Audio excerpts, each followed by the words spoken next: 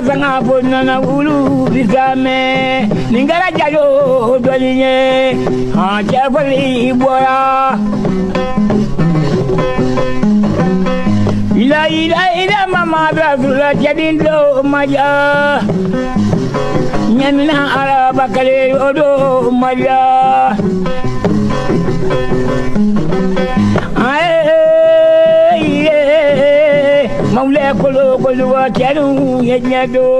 Partage arbitraire des territoires, fracture communautaire, instrumentalisation des identités ethniques, génocide à la fois humain et économique. Voilà le sinistre héritage que l'Europe continue de léguer à l'Afrique. Depuis des décennies, cette relation asymétrique et brutale s'évertue à maintenir le continent sous les jougs d'une dépendance savamment orchestrée. L'exploitation de nos ressources n'a jamais été une fin en soi, mais bien un moyen d'assurer la perpétuation d'un système inégal au détriment de l'émancipation africaine.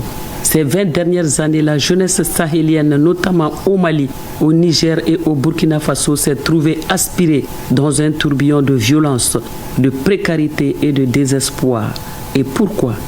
Pour avoir souhaité briser les chaînes de la domination post-coloniale. Les peuples de ces nations, pourtant déjà meurtris par l'histoire, continuent de payer le prix fort de leur quête de dignité. Les campagnes comme les villes portent des stigmates d'une désolation imposée. Les familles enterrent leurs morts en silence pendant que, dans l'ombre, certains tirent profit du chaos.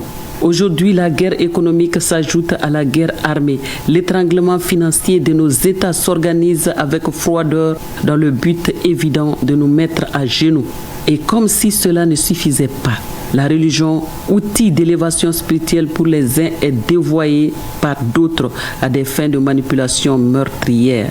Des jeunes souvent ignorants des enjeux réels sont enrôlés, endoctrinés, puis livrés à la mort au nom d'une cause qu'ils ne comprennent pas. Mais brûler des infrastructures, affamer des peuples, imposer la terreur, est-ce vraiment cela ?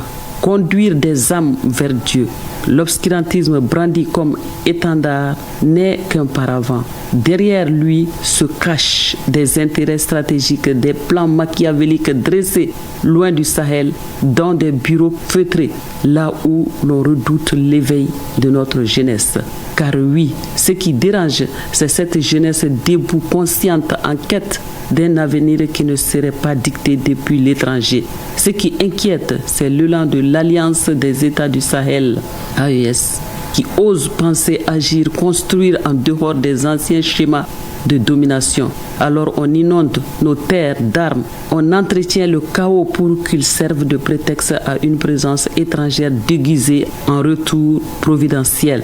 Souvenons-nous des propos ambigus de certains dirigeants occidentaux évoquant la nécessité de réinvestir le Sahel. Comprenons bien, les richesses pillées hier sont épuisées. Il leur faut désormais de nouvelles sources, de nouveaux prétextes, de nouveaux outils de contrôle. Face à cette stratégie de la destruction programmée, l'heure est à la lucidité. Ces violences qui se réclament de Dieu n'en ont ni l'âme ni la finalité. Ceux qui les perpétuent sont les instruments d'un projet qui n'a rien de divin. Il est temps de lever le voile. Nos ennemis ne sont pas ceux que l'on nous montre, mais ceux qui, dans l'ombre, cherchent à nous faire disparaître par nous-mêmes. Bato majarani mari basri dangoma atarida Bato majarani tamadi indri jagoro atarida